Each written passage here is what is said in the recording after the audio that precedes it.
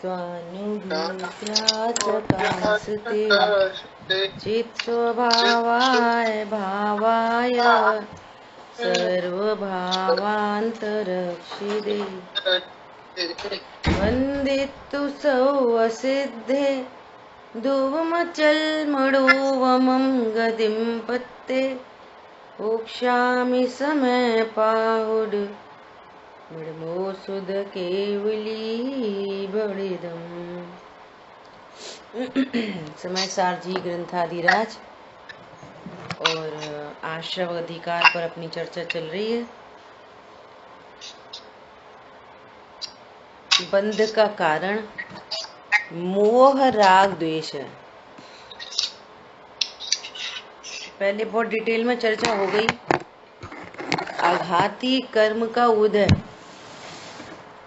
आघाती कर्म का उदय और वहां संयोग में बहुत परिग्रह हो तो वो बंध का कारण नहीं है। क्या बोला? शरीर में रोग आदि हो, शरीर स्वस्थ हो, ये बंध का कारण नहीं है। ज्ञान में हीनता हो, ज्ञान में अधिकता हो, ये बंध का कारण नहीं है। बंध का कारण अकेला मोह राग द्वेष है। ब्रैकेट ओपन करो तो मिथ्यात्व अविरति प्रमाद कषाय योग, ये आश्रम है, ये बंध के कारण है। ज्ञान की हीनता अधिकता बंध का कारण नहीं है।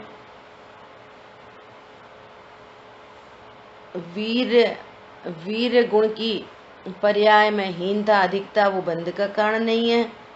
आयु नाम गोत्र बंध का कारण नहीं है। किसी को नरक आयु बंधी है वो बंध का कारण नहीं है। किसी को देव आयु बंधी है वो बंध का कारण नहीं है। बंध का कारण एकमात्र मोह राग द्वेष है। ये चर्चा हो गई। अब यहाँ पर कह रहे हैं कि जो ज्ञानी है इसके मोह राग द्वेष का अभाव हुआ। आपका म्यूट है। हेलो, आवाज आई? हाँ बोलिए। हाँ, ये मोह राग द्वेष बंधन का कारण है ना। तो अभी जो आश्रम के वेद बताए थे मिथ्यात्व अविरति प्रमाद कषाय और योग, तो इसको काय में डालेंगे? मोह में या ज्ञान में? राग द्वेष है ये है? अच्छा, ये पूरे राग द्वेष है सब। अच्छा, ये राग द्वेष है। अच्छा, कल भी बात चली थी। ये सब कषाय हैं, अविरति प्रमाद कषाय, ये सब कषाय हैं। और योग आत्म प्रदेशों का परिस्पंदन है जिससे वे अट्रैक्ट होते हैं। कर्म परमाणु अट्रैक्ट, योग से प्रकृति प्रदेश और कषाय से स्थिति अनुभाग। ओके, ये बात चल रही है। तो अभी हाँ, मिथ्यात्व तो अलग है। तो मिथ्यात्व अविरति प्रमाद कषाय योग है ना। उन्होंने प्रमाद को कषाय में गर्भित कर दिया। तो कल बात आई थी अविरति को भी कषाय में गर्भित कर सकते हैं। अप्रत्याख्यान क्या है? कषाय है। प्रत्याख्यान भी कषाय है, संजुलन भी कषाय है। ऐसा कल्पना दीदी कहती हैं क्या आगे का पीछे का सपाट, क्या कुछ कहती हैं, आगे का पाठ पीछे का सपाट। ऐसा नहीं करो, ठीक है। तो क्या बात चल रही थी? अब बात है कि ज्ञानी को मोह राग द्वेष नहीं है। अब ये अध्यात्म शैली है कि अध्यात्म शैली में मिथ्यात्व और अनंतानुबंधी राग द्वेष को ही आश्रव कहा। ये अध्यात्म शैली है। आगम में अविरति प्रमाद कषाय सब ही आश्रम है, सब ही आश्रम है और सब से बंद होता है। ये आगम की विवक्षा है। अध्यात्म में मिथ्यात्व चला गया, अनंतानुबंधी राग द्वेष चले गए, मानो सब चला गया। ऐसा है। देखो इसके लिए एक एग्जाम्पल और है, बहुत बार दिया भी है कि गांव में एक मास्टर जी बच्चों को मैथ पढ़ा रहे थे। तो पढ़ा रहे थे बच्चों 10 भेड़, इनमें से एक भेड़ चली गई, तो कितनी भेड़ बची? 10 - 1। कितनी भेड़ बची? 10 - 1, है ना। तो रामू सुन रहा था, तो रामू तो पढ़ने नहीं आता था। अब रामू बोला कि मास्टर साहब मैं बताऊं। बच्चे हंसने लगे। बच्चे बोले ये क्या बताएगा? तो टीचर बोला अच्छा बता रामू बता, कि मास्टर जी 10 - 1 = 0, एक भी भेड़ नहीं बची। तो बच्चे और जोरों से हंसने लगे। बड़ा ऐसा कुछ आता है बताने चला। उन्होंने बोला नहीं बेटा देखो 10 भेड़ थी, एक चली गई, 9 बची ना। तो बच्चा बोला देखो मास्टर साहब तुम्हारा गणित रखो तुम्हारे पास, जहाँ एक भेड़ गई वहाँ भेड़ चाल में सारी भेड़ गई। समझ गए? ऐसे यहाँ पर है, जहाँ अनंतानुबंधी राग द्वेष का अभाव हुआ, अब वहाँ सबका ही अभाव हुआ, वही मूल संसार का हेतु है। ऐसा जीव 2-4 भव 10 भव में बस पूर्ण वीतरागता को प्राप्त होकर केवल ज्ञान की प्राप्ति करता है। ठीक है। अब यहाँ पे बात चल रही है जघन्य गुण की। ज्ञान का जघन्य भाव है वो बंध का कारण है। तो कल अपन ने टीका पढ़ ली थी, अभी देखो भावार्थ पढ़ते हैं। टीका में एक खास बात आई थी कि यथाख्याचारित अवस्था के नीचे, पूर्ण वीतरागता के नीचे, है ना, अवश्यम भावी राग का सद्भाव होने से बंध का कारण ही है। तो अब सीधा सीधा बोल दो ना कि जब तक पूर्ण वीतरागता नहीं होती तब तक राग शेष है, और वो राग शेष है वो बंध का कारण है। तो आचार्य देव कह रहे हैं नहीं, अनंतानुबंधी चली गई, पूरा राग चला गया। समझ आ रही बात? ऐसा यहाँ पे ट्रिक लगाई है। तो उसका कारण वो ज्ञान को ठहरा रहे हैं कि ये ज्ञान है जो बार बार परसन्मुख होता है, बार बार स्वभाव सन्मुख होता है, और परसन्मुखता के काल में राग उत्पन्न होता है, तो उस राग से बंद होता है। देखो ऐसी स्थिति भी है कि कोई जीव मर के और मनुष्य गति में आया, है ना, और विदेह क्षेत्र में मनुष्य आयु है 1 कोटि पूर्व, 1 कोटि पूर्व, और 1 पूर्व में कितने लाख वर्ष होते हैं 1 पूर्व में, है ना। देखो यहाँ इस कॉपी में लिखा है ना। हाँ जी 57 लाख। फिर से बोलो, आवाज कटी आपकी। 57 लाख हजार वर्ष। 56 लाख। हाँ आवाज अजय भैया कट रही है आपकी। 70 करोड़ 56 लाख हजार करोड़ वर्ष। हाँ ऐसा कुछ है ना। 70 लाख 56 हजार करोड़ वर्ष = 1 पूर्व, और इसमें गुणा करो करोड़ का, 1 कोटि पूर्व।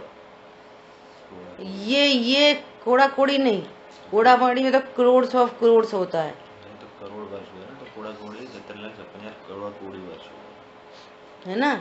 हाँ 1 कोटि 1 पूर्व की आयु, सॉरी, है ना। तो एक पूर्व की आयु है।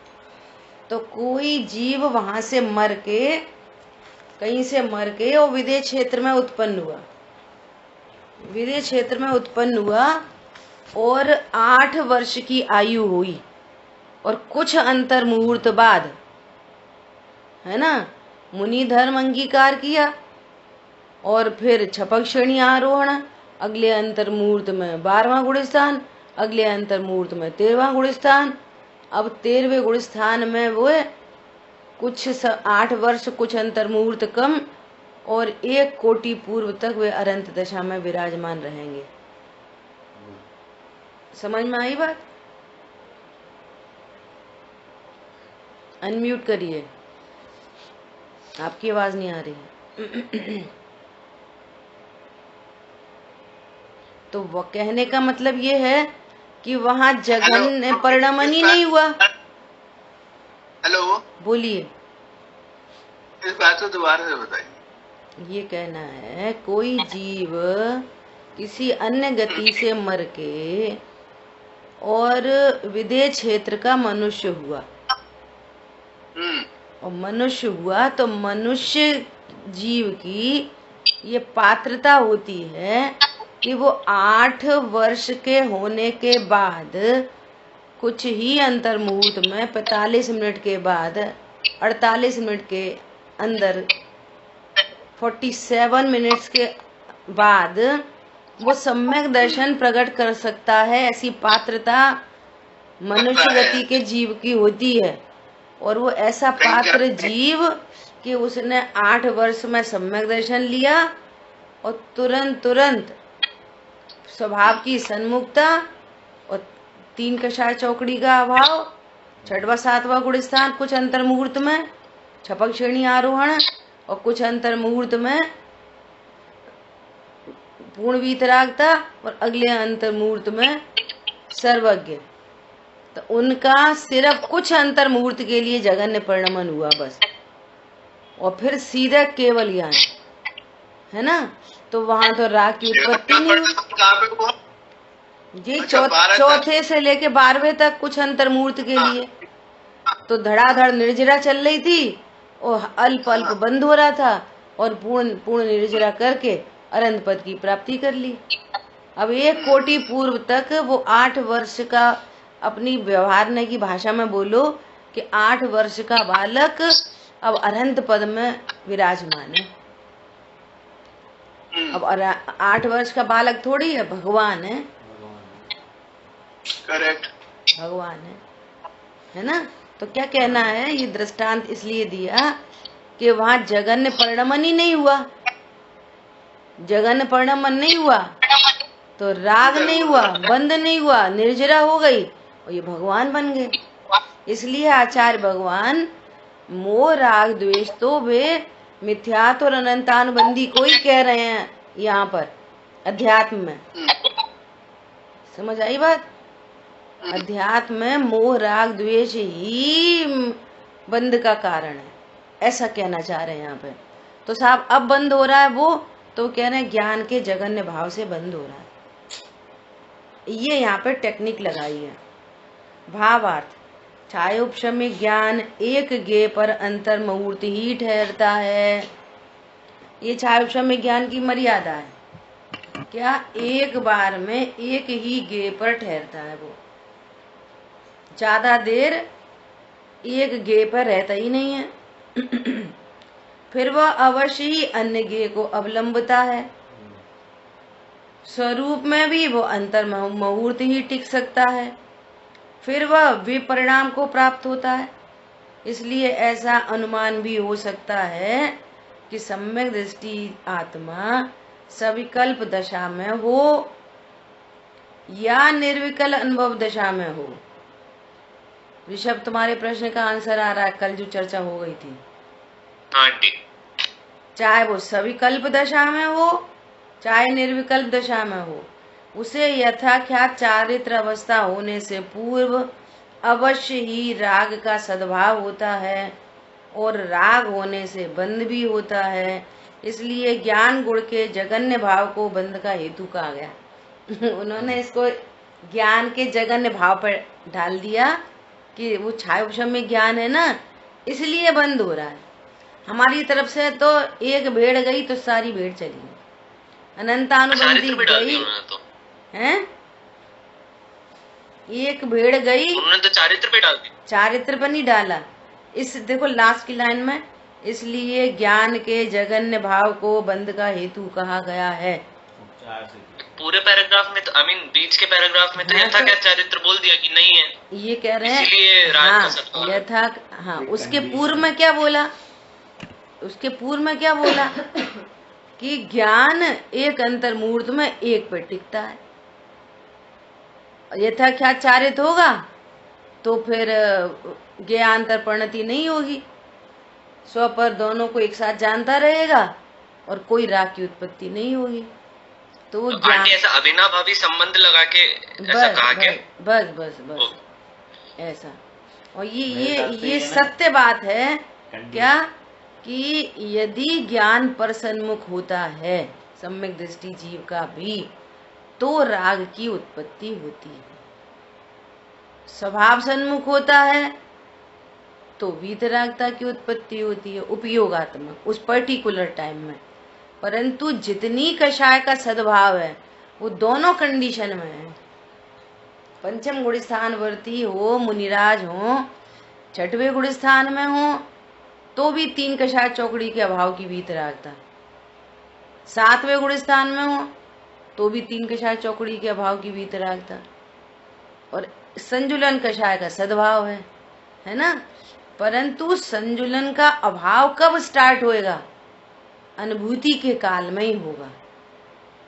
स्थिरता विशेष होगी चारित्र की पर्याय की, तो शेष राग का भी अभाव हो जाएगा, और वो स्थिरता तब होगी जब ज्ञान स्वभाव के सन्मुख होगा तब। पर सन्मुखता के काल में गुण स्थान की वृद्धि नहीं होती। समझ आई बात? इसमें पता है ये एंगल ये भी है क्योंकि राग जो है ना वो ज्ञान का फॉलोअर है, चारित्र जो है वो ज्ञान का फॉलोअर है। अगर ज्ञान पर सन्मुख है तो चारित्र में राग आदि हो रहा है, और ज्ञान स्वसन्मुख है तो वीतरागता हो रही है। इस एंगल से क्षायक्षमिक ज्ञान के क्षायक्षमिक भाव को बंध का कारण कह रहे हैं। परंतु उसमें ये वाली बात भी इंक्लूडेड है कि अभी कह रहे हैं ना कि निर्विकल्प दशा हो कि सविकल्प दशा हो, जितने कषाय का अभाव है वो दोनों कंडीशन में, वो भी है, और जितने कषाय का सद्भाव है वो दोनों कंडीशन में।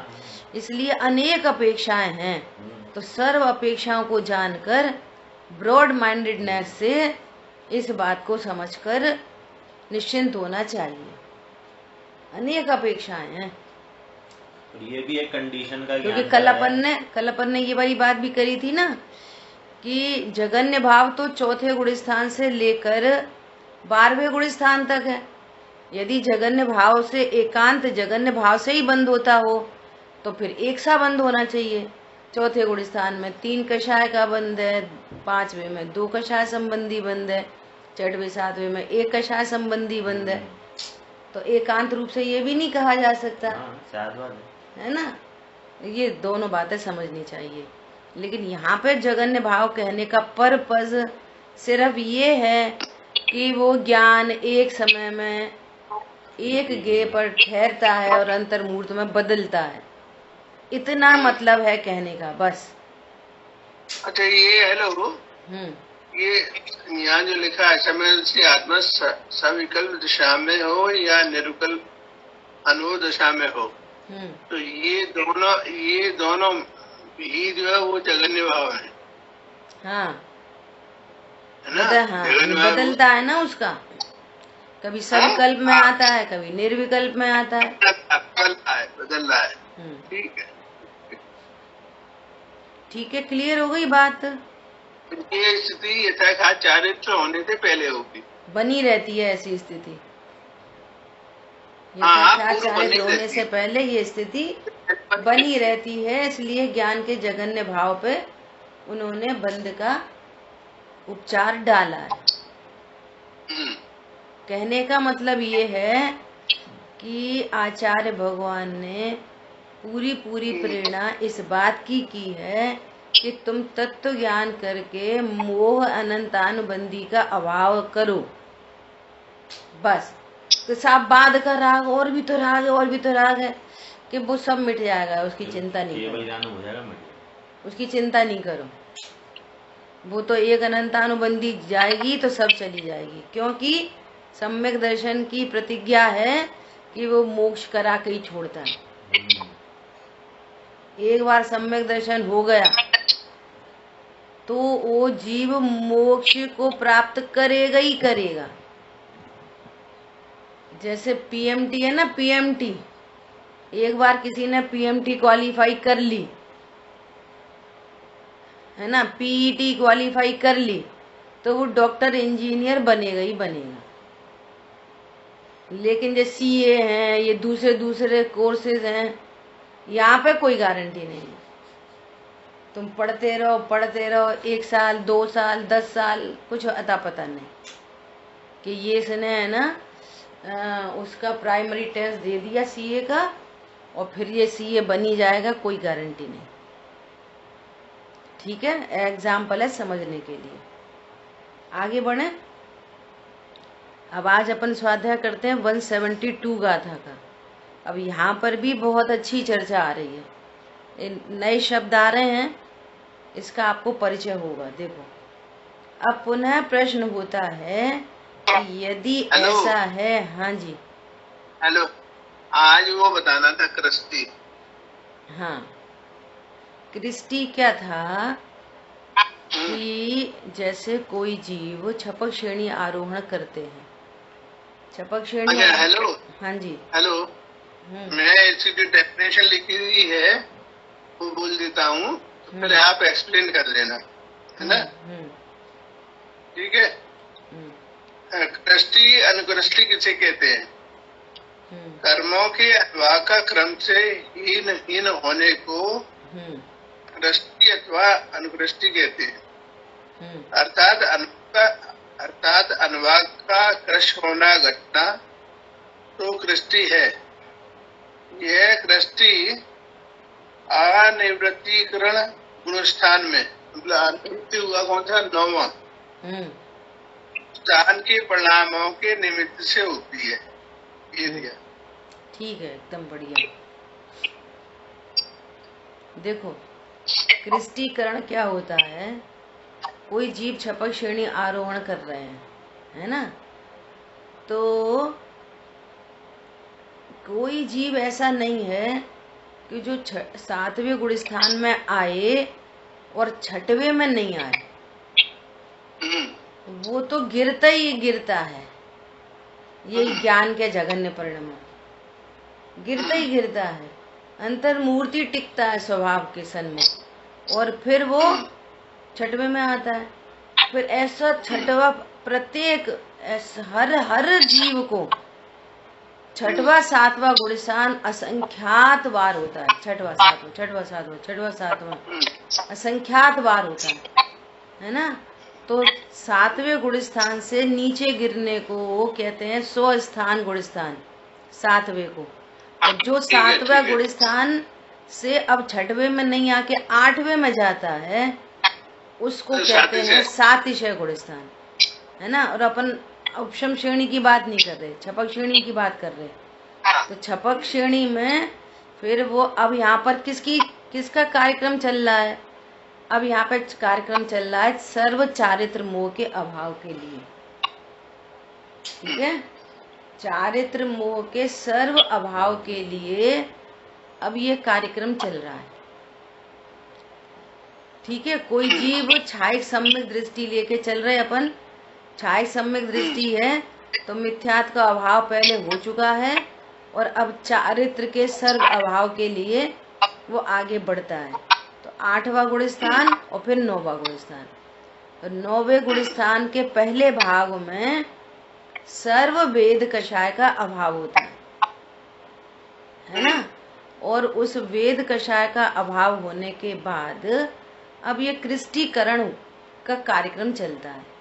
तो सबसे पहले संजुलन जाति का मान जाता है, फिर संजुलन का क्रोध, फिर संजुलन संबंधी माया, फिर संजुलन संबंधी लोभ, है ना? और फिर 10वां गुण स्थान हो जाता है।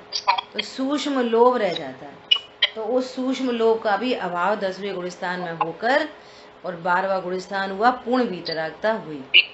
तो इस ये जो बदल रही है इसको क्रिस्टीकरण कैसे कहते हैं कि जो संजुलन माया कषाय थी तो पहले वो पतली होती है, अनुभागहीन होता है, तो वो सूक्ष्म मान में बदलती है। पहले बादर मान, फिर सूक्ष्म मान, फिर वो सूक्ष्म मान की प्रकृतियां वे और पतली होकर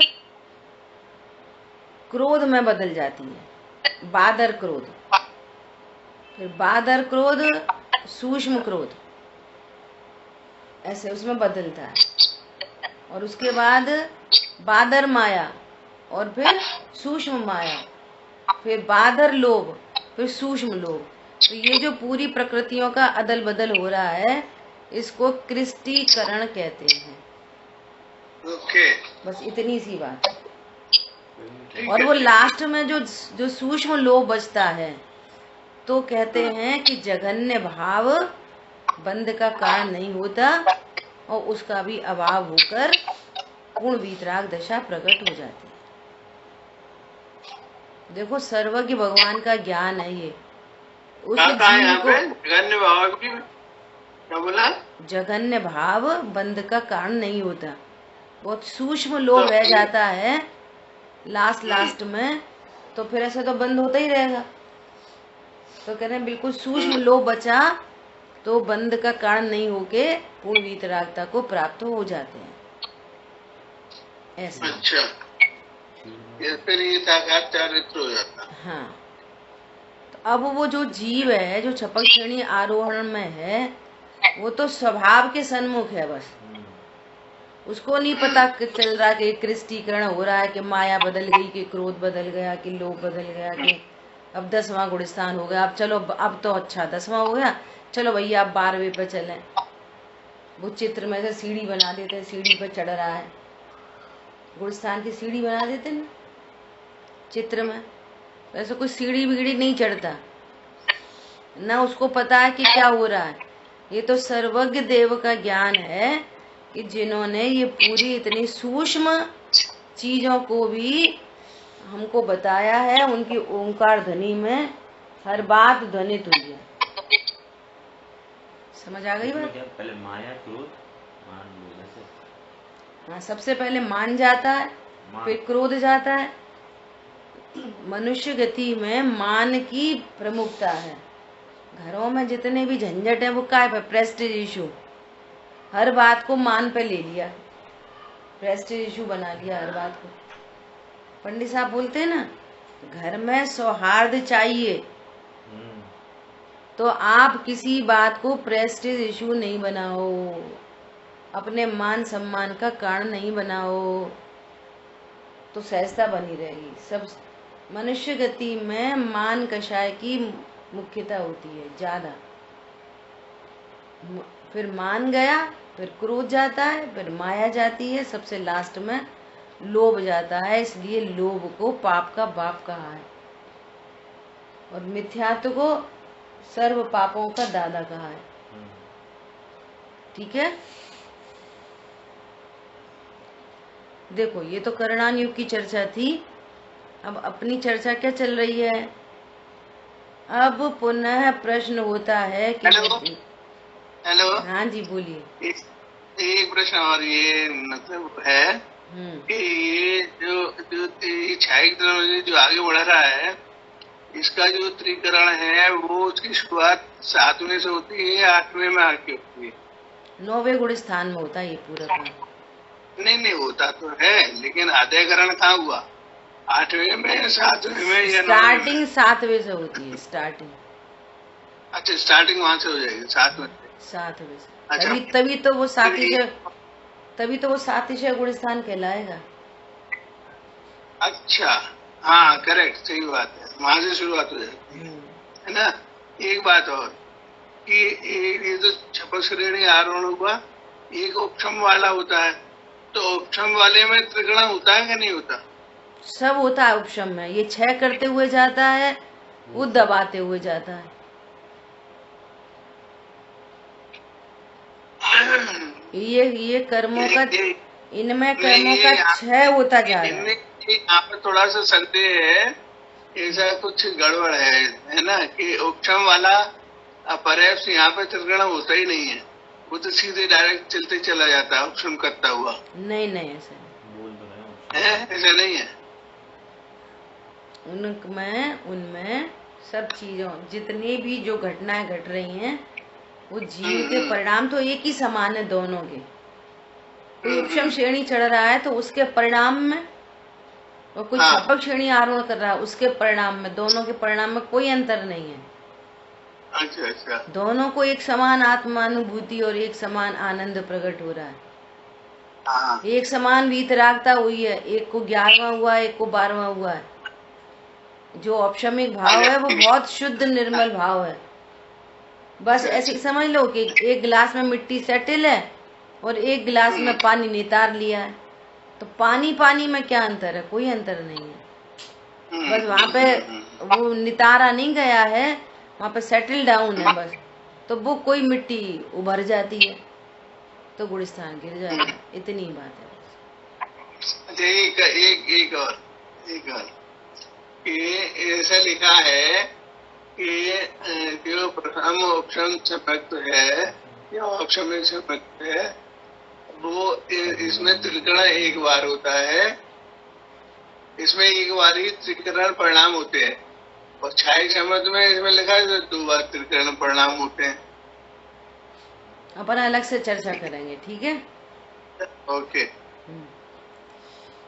देखो, अब पुनः प्रश्न होता है कि यदि ऐसा है, अर्थात ज्ञान का जगन्य भाव बंध का कारण है, तो फिर ज्ञानी निराश्रव कैसे है? ऐसा नहीं है आचार्य भगवान पूरा न्याय करेंगे। अब चलो ठीक है, आप कह रहे हो कि जगन्य भाव बंध का कारण है, बहुत इम्पोर्टेंट प्रश्न है, तो हमें इससे मतलब नहीं है जगन्य भाव से हुआ क्या, बंध तो हुआ ना। प्रश्न देखो कैसा है, शिष्य का प्रश्न है। ये तो अमृतचंद आचार्य देव की कहानी है कि इन्हें खुद से प्रश्न डाले हैं। क्या प्रश्न है? कि जगन्य भाव से बंद हो रहा है, तो फिर आप ज्ञानी को निराश्रवी कैसे कह रहे हो? बंद तो हो रहा है ना, सही बात है। जगन्य भाव से हो कि राग से हो? ऐसा प्रश्न के उत्तर स्वरूप गाथा आ रही है। प्रश्न समझ में आ गया? कौन दोहराएगा? प्रश्न क्या है, कौन दोहराएगा? बोलो, अजय भैया बोलो, प्रश्न क्या किया जा रहा है? तो निराश्रवी कैसे होगा? हाँ, जब जगन्य भाव से बंद कह रहे हो तो बंद तो हो रहा है ना ज्ञानी को, आप उसको निराश्रवी कैसे कह रहे हो? इसके उत्तर स्वरूप ये गाथा आ रही है, बहुत जबरदस्त।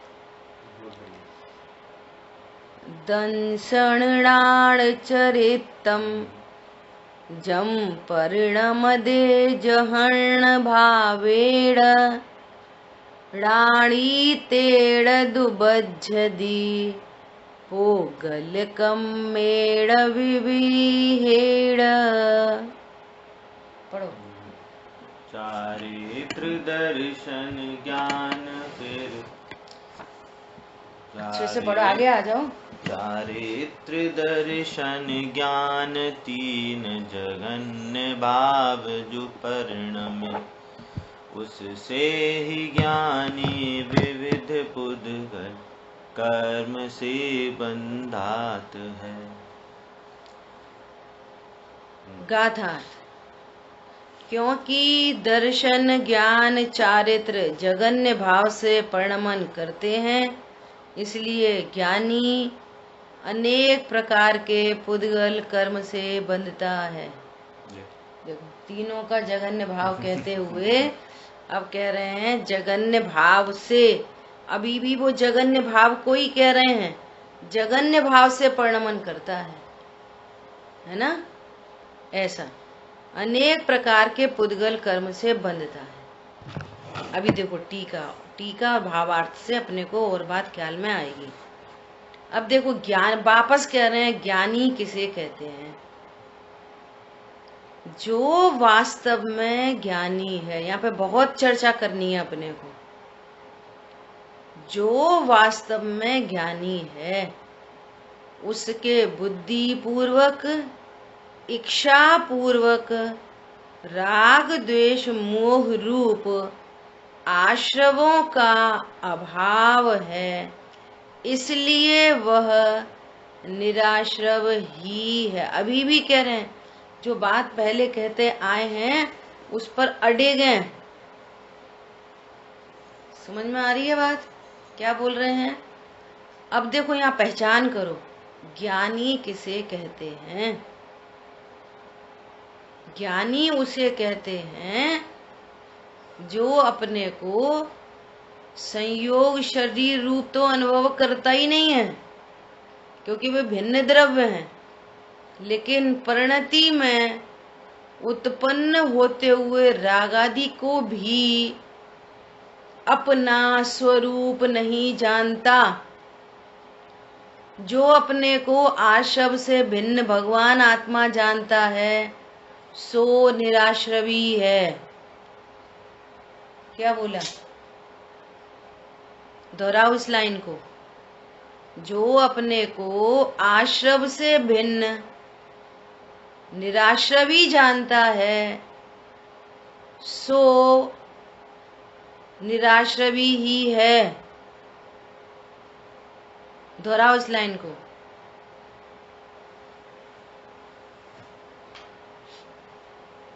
बोलो, दो बार तो बोल दी। आश्रम से जानता है वह निराश्रवी है। हाँ, उत्पन्न होते हुए राग आदि को अपना स्वरूप नहीं जानता, वो ज्ञानी है। जो आश्रम से भिन्न अपने को भगवान आत्मा जानता है वो ज्ञानी है। जो अपने को आश्रमों का अकर्ता जानता है वो ज्ञानी है। जो आश्रमों से, वेरी इंपॉर्टेंट, जो आश्रमों से लाभ हानि नहीं जानता वो ज्ञानी है।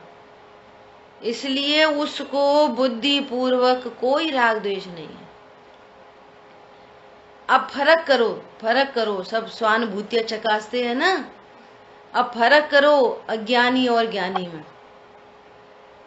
अरे सुनो, क्यों कल तुम स्वाध्याय में नहीं आए?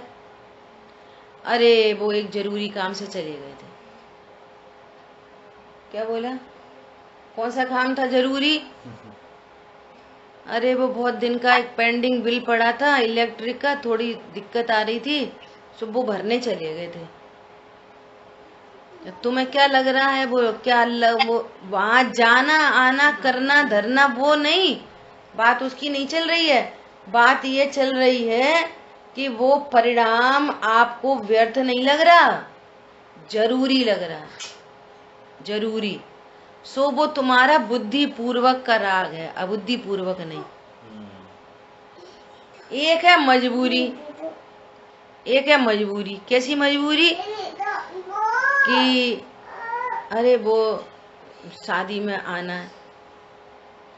नहीं भैया, मैं तो शादी में जाने का त्याग है। अरे थोड़ी देर के लिए आ जाना, 1 घंटे के लिए आ जाना। कि नहीं भैया, मैं तो त्याग है। अब कोई ऐसा फोर्सफुली करके, और नहीं आपको तो जाना ही पड़ेगा, जाना ही पड़ेगा। अब कदाचित वो चला जाए तो वो बुद्धि पूर्वक नहीं जा रहा, अबुद्धि पूर्वक जा रहा है। उसका बिल्कुल उपयोग नहीं लग रहा। चला भी गया बाई चांस तो उसका वहां पर कोई उत्साह नहीं है। पहले बात आई थी कि ये कर्ता बुद्धि से, अपने को पर पदार्थों से लाभ हानि जानने से ये प्रेरित होता है राग द्वेष में।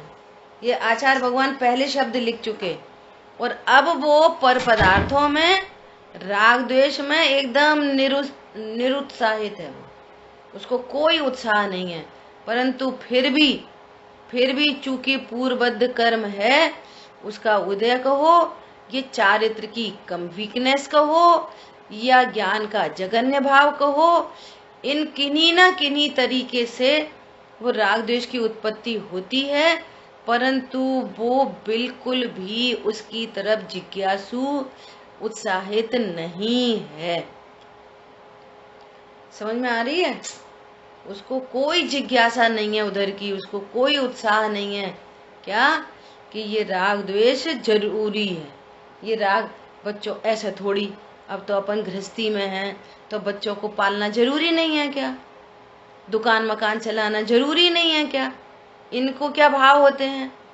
प्रभु ये सर्व कषायों का जब तक अभाव न हो जाए तो ये कषाय होनी पड़ रही हैं। इससे तो मेरा कोई लाभ हानि नहीं होती, ये मेरे काम की चीजें नहीं है। कब वो दिन कब हो कि जब ये सर्व कषाय का अभाव होकर मैं पूर्ण वीतरागता को प्रकट करूं।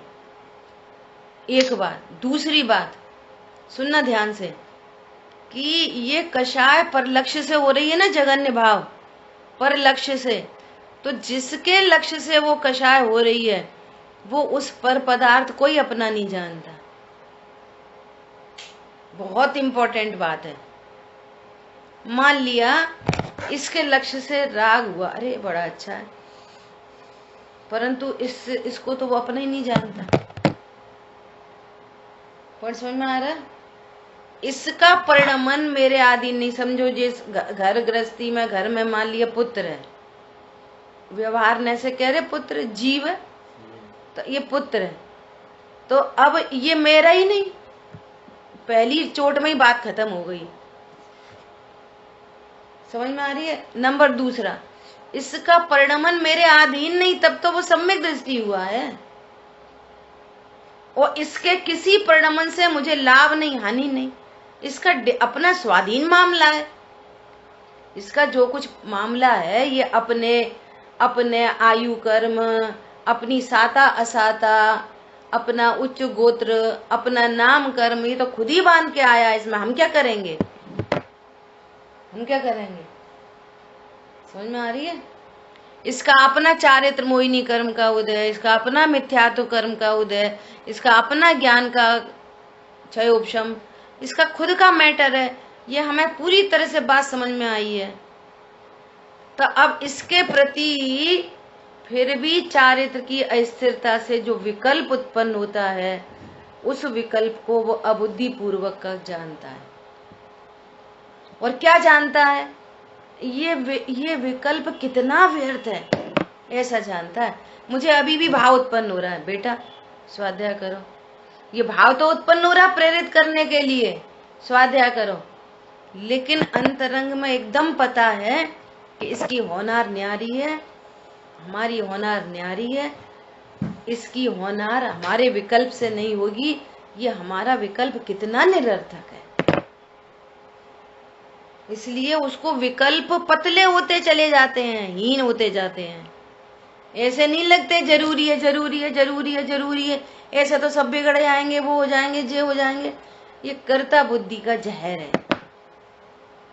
और जिनको अकर्तृत्व भाषित हुआ है, जिनको ज्ञातृत्व भाषित हुआ है, जिनको अपने में परिपूर्णता भाषित हुई है, जिसको अपना एकाकी एकत्वपन भाषित हुआ है, वो पर में ज्यादा समय शक्ति नहीं लगाता। और लग जाए तो दोष स्वीकार करता है और निर्दोष तत्व के सामने उस दोष का फटाफट निवारण कर देता है। अरे ये विकल्प बिल्कुल सेंसलेस है, पर संबंधी विकल्प एकदम सेंसलेस है। मेरे विकल्प से पर में क्या होता है? इसलिए विकल्प पर के लिए अकिंचित कर रहे हैं और अपने लिए अनर्थकारी हैं, वो ऐसा जानता है।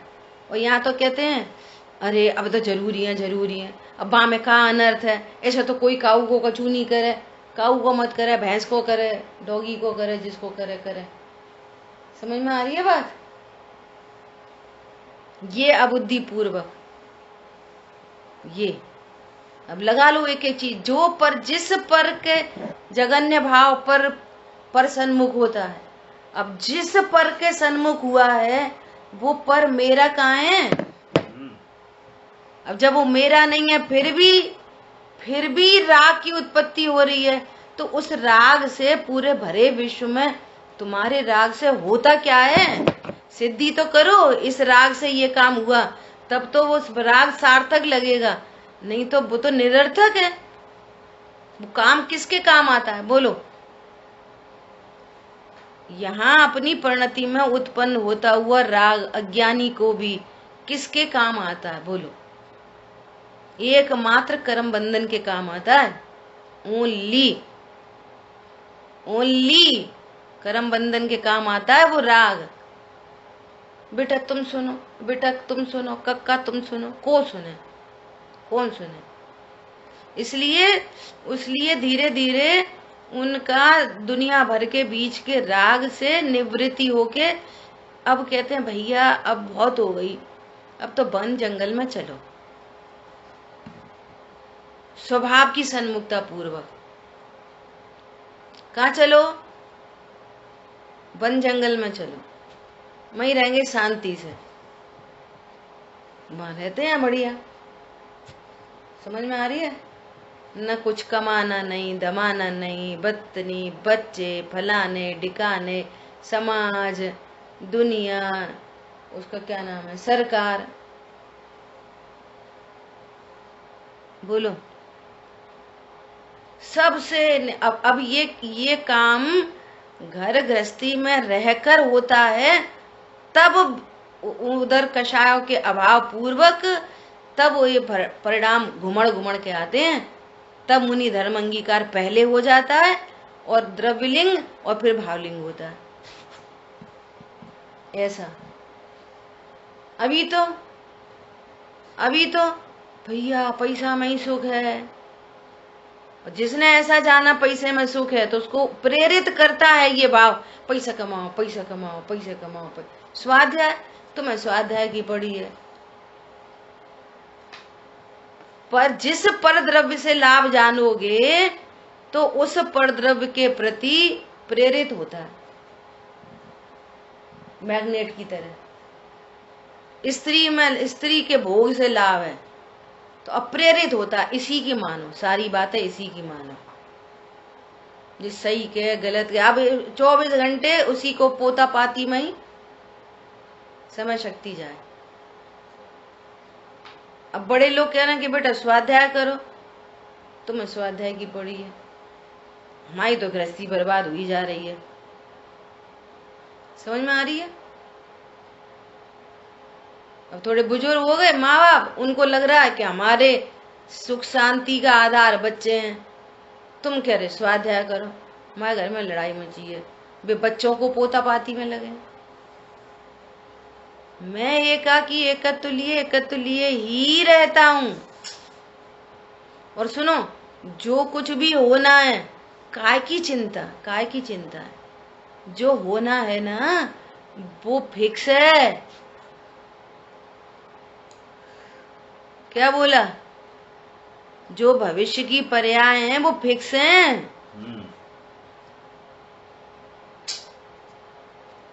अपने परिपूर्ण स्वरूप को जानकर और पर्याय उत्पन्न होने वाली क्रमबद्ध फिक्स है ऐसा स्वरूप जानकर परिणति निर्भर निश्चिंत होती है। पंडित साहब ने लिखा है ना, मम भाव अभाव शक्ति पामरता मेट देगी। जो शेष राग है वो भाव शक्ति उस शेष राग को मेट देगी। अभाव भाव शक्ति प्रभुता विकास देगी। इससे क्या हुआ? निश्चिंत हो दृष्टि, निश्चिंत हो गई दृष्टि। भैया इतने दिन हो गए, चौथा ही गुणस्थान है, अभी तक 5वां नहीं हुआ। परिणति निश्चिंत है। क्यों? पर्याय में जो होना है वो अपनी योग्यता से होएगा, मैं तो अभी परिपूर्ण हूं। तो पर्याय की तरफ से दृष्टि निश्चिंत हो गई और फिर क्या हुआ? अब वो फालतू थोड़ी रहती है दृष्टि। पर्याय की चिंता छूटी तो निश्चिंत हो दृष्टि निज द्रव्य में रमाई। कहाँ जाएगी वो पर्याय? जब वो ज्ञान पर्याय अन्य पर्याय की तरफ से निश्चिंत होएगी तो कहाँ जाएगी? निज द्रव्य में रमाई। पर में कोई कर्तृत्व नहीं दिखाई दे रहा, पर से कोई लाभ हानि नहीं दिखाई दे रही, तो वो ज्ञान पर्याय कहाँ जाएगी? निज द्रव्य में रमाई, उसको कोई आधार मिलेगा ही नहीं भार में। द्रव्य रूप कर सर्व थिर, परजय थिर है कौन, द्रव्य दृष्टि आपा लखो, परजय न करी कौन। कहाँ जाएगी वो पर्याय? ये बुद्धि बुद्धि पूर्वक का राग, मिथ्यात्व सहित राग है वो बुद्धि पूर्वक है, और मिथ्यात्व के बिना का जो राग है वो अबुद्धि पूर्वक है। या बुद्धि पूर्वक का राग ये नहीं कि हम कर सकते हैं, बुद्धि पूर्वक कर लेते नहीं, उस राग में जो आपको इंटरेस्ट है, उस राग में पना है, उस राग में अच्छा बुरा पना है, ये बुद्धि पूर्वक राग है। उत्पन्न होते हुए राग में परपना है, उससे कोई लाभ हानि नहीं मानता, यह बुद्धि पूर्वक राग है। कर सकने की बात तो दोनों में ही नहीं है। आवास में बहुत सारी चीजों को घटित कर सकते हो। जैसे मान लिया पंडित साहब ऐसा बताते हैं, अनाहारी स्वरूप के आश्रय से, अरे मैं अनाहारी स्वरूप हूं, एक पुद्गल परमाणु का ग्रहण नहीं करता, लेकिन भोजन का भाव है, सुनना ध्यान से, भोजन का भाव उत्पन्न हो रहा है, तो अब कैसा भोजन? प्रभु ऐसा भोजन हो जिसमें कम से कम जीवों का घात हो। क्या करें? अब भोजन का परिणाम वो अबुद्धि पूर्वक का है। क्या बोला? अब क्या करें, मजबूरी है। देखो खाते बिल्कुल नहीं है, और कैसा व्यर्थ का काम है, भूख लगती है और खाना पड़ता है, खाना पड़ता है। और यहाँ तो ये कह रहे हैं अगर बैलेंस मील नहीं खाएं तो क्या हो जाए, कोई अभी डॉक्टर बोल तो दे फलाना काढ़ा, ओके काढ़ा, वो थोड़ी मिश्री, ओके मिश्री। डॉक्टर बोले अरे थोड़ी सिर नीचे पैर ऊपर, ओके सिर नीचे पैर, बोल तो दे डॉक्टर जरा सा, आन दो आन दो आन दो आन दो आन दो। डॉक्टर बोलेगा चाय पीते हो भाई साहब? हाँ पीते हैं। कितनी बार? 2 बार, 1 बार। नहीं भाई साहब चाय बंद करो, तो जान दो नहीं होगी, आन दो आन दो आन दो। शरीर के लिए कुछ कह तो दे। और यहाँ पर नहीं। जो एक पुद्गल परमाणु का ग्रहण यहाँ नहीं होता, तो फिर ऐसा कौन सा पर पदार्थ है जिससे ये भूख मिटेगी? अरे अनाहारी स्वरूप के आश्रय से भूख मिटेगी। सो भूख का परिणाम निरर्थक भाषित होता है। समझ में आ रही है? और परद्रव्य तो कुछ काम के ही नहीं है, उनसे कौन सी भूख मिट रही है? ऐसा हर चीज में लगाओगे तो पंडित साहब कहते हैं कि भैया अब हम शुद्ध भोजन करने लग गए। तो शुद्ध भोजन भी तुम्हारे ज्ञान शुद्ध चारित्र में जाता है क्या? तो शुद्ध भोजन करके इतना घमंड काय को हो रहा है भैया? ये शुद्ध भोजन का भी अभाव होना है, 18 दोषों से रहित होना है कि शुद्ध भोजन करना है। समझ में आ रही है बात? अब तो हम शुद्ध भोजन करते, शुद्ध भैया तुम शुद्ध भी नहीं करते। समझ आई बात? अद्भुत बात है। अब ऐसे ही लगाओ, किस में? ऐसे ही लगाओ अविनाशी स्वरूपो हम। ऐसे अनाहारी में लगाया, ऐसे उसमें लगाओ अविनाशी। अरे मैं जब अविनाशी हूँ, जीता मरता ही नहीं।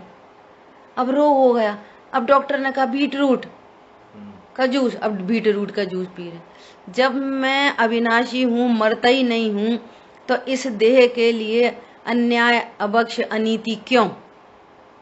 फिर भी कोई परिणाम, नीति का परिणाम भी उत्पन्न हो रहा है, भक्ष का भी परिणाम उत्पन्न हो रहा है, तो भी वो निरर्थक भाषित होता है।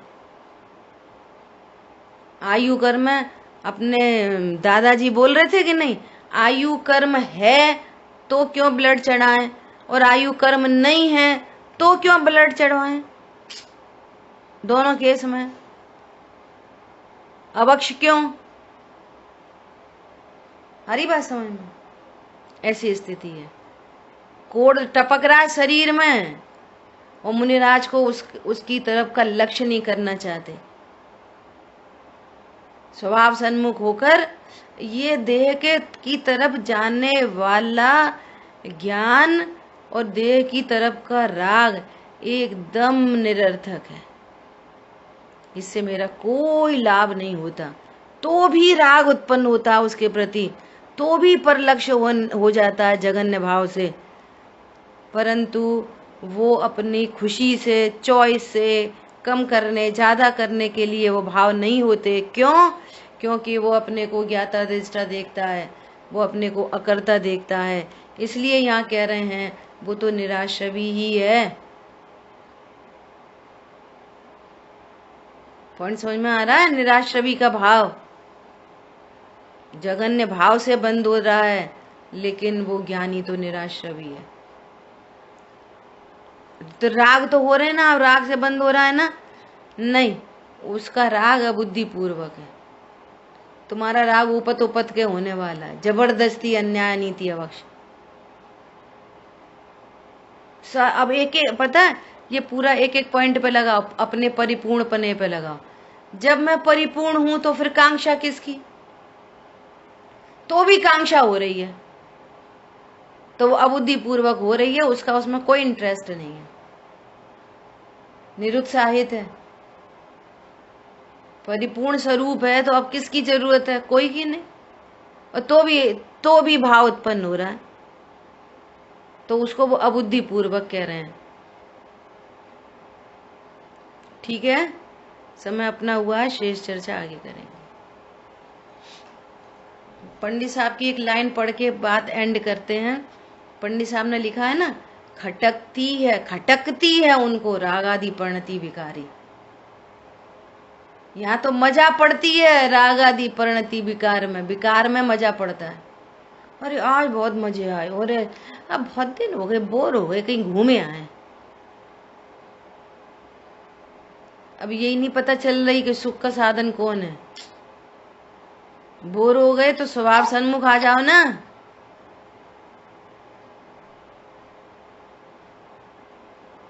ये ऐसा स्वभाव है कि जिसकी सन्मुखता से आप कभी नहीं थकोगे, कभी बोर नहीं होगे, अनंत काल तक जिसका अवलंबन लिया जा सकता है। ऐसा पदार्थ हूं मैं, आत्मा, अनंत गुणों का धनी। चलो घूमे आए, अब चले गए घूमने, शाम को लौट के आए, ऐसा मुंह लटक रहा को भैया, अरे थक गए। तो बाहर की चीजों से तो तुम थकते ही हो। आज बाहर वो खाया है, पिज्जा बर्गर खाया भैया, एक पेट में दर्द हो गया, तो भी निर्णय नहीं करते कि ये दुख के हेतु हैं, ये सुख के हेतु नहीं है। फिर भी उधर ही हम होंगे कामयाब। एक दिन एक था राजा, एक थी रानी, दोनों मर गए, खत्म कहानी। अभी ये निर्णय नहीं कर पा रहे सुख का हेतु क्या है। क्या कहा? आई बात सबको समझ में? बोलिए। आई, बहुत बढ़िया, आ गई। हाँ, आंचल का हैंड रेज है, बोलो आंचल। जब हमें अपना स्वरूप पता चल ही गया कि हम ज्ञान आनंद स्वभावी हैं, तो हमारा काम आनंद करना है। परिणाम जिस तरह के शुभ भी हो या शुभ भी हो, तो उसके लक्ष्य जाएगा ही नहीं। मेरा काम तो सिर्फ आनंद करना है, तो मैं तो आनंद करना हूँ, कर रहा हूँ। गुण स्थान कोई भी हो, भाव कोई भी हो, उस पे जाएगा ही नहीं। तो इस भाव को जब हम फील करते हैं ना, अंदर से जब ये अनुभव में आता है, तो इतनी महिमा आ जाती है अपनी कि मतलब कोई एक ऐसी पर पदार्थ है ही नहीं। एक भाव भी, मतलब पर वस्तु को तो हम नॉन लिविंग थिंग में देखते हैं, बट अगर हम भावों को भी उस कैटेगरी में डाल दिया, हमने पर्याय को भी डाल दिया, ज्ञान की पर्याय जो झलक रही है उसको भी उसमें डाल दिया, तो कोई भी चीज ऐसी नहीं है कि वो हमारा आनंद उसमें विघ्न डाल सके। ये बहुत बढ़िया है, और आपने बहुत अच्छे से मतलब अनुभूति कराई इस बात की। बहुत बढ़िया। देखो इसकी खास बात ये है कि ये ऐसा बोलती है, जब हमें स्वरूप समझ में आ ही गया, और अपन ऐसा पूछो तो भी तो अपन ऐसा करते रहते, तो भी तो अपन ऐसा करते रहते, दीदी इतने दिन से सुन रहे, फिर ऐसे विकल्प हो जाते, फिर ऐसे, ये डिफरेंस है पड़ता है। जब स्वरूप समझ में आ गया ना अब तो जब तो आ गया और क्या। ये पॉजिटिव वे है ये पकड़ का।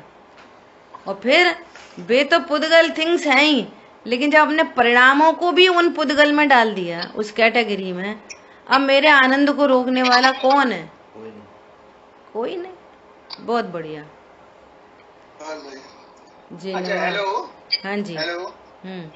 ये खटकती है रागाजी पंडित विकारी, इसकी हेडिंग क्या है इसका? हेडिंग मतलब राग की स्तुति का। ये वीतराग पूजन की जयमाला है। अच्छा, वीतराग पूजन, ठीक है। चलिए, समय बहुत होगा, शेष चर्चा आगे करेंगे। जिन वाणी के ज्ञान से सूझे लोकालो, सो वाणी मस्तक नमो सदा दे तुम दो। बोलिए द्वाशांग मई जिनवाणी माता की जय। जय जिनेन्द्र सभी को।